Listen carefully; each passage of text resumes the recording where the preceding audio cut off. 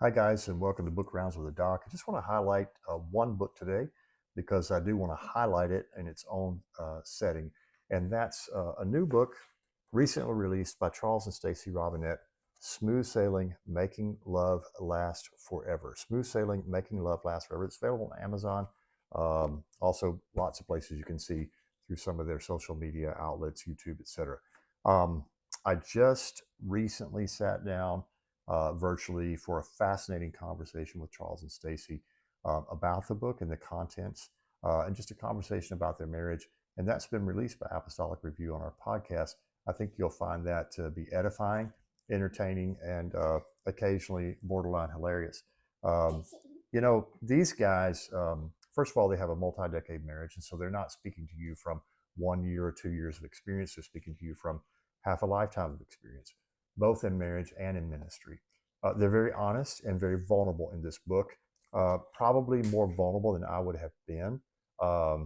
Certainly, they were willing to basically allow us to see, what conflict looks like for them, what some of the personal struggles were in their early marriage, and now and through moving through different phases. They talk about how having children, for those of us who have had children in our marriage, how that impacts the relationship and what changes it brings.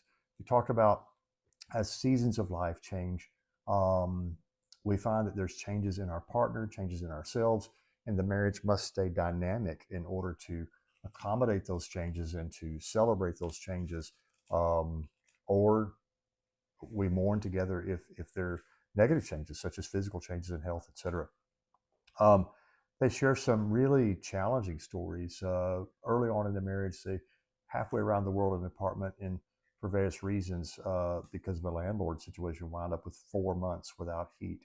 Um, Difficult to imagine such things, but they went through this. They've endured hardship.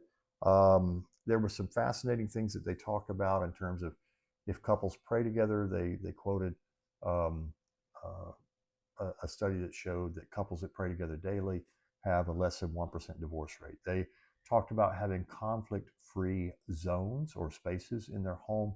They talked about conflict free times.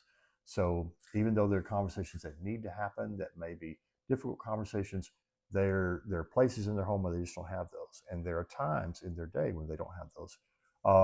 They talked about um, just ways that they I can't remember this is the book or the conversation talked about one of the ways that they take care of conversations that need to be had is that they often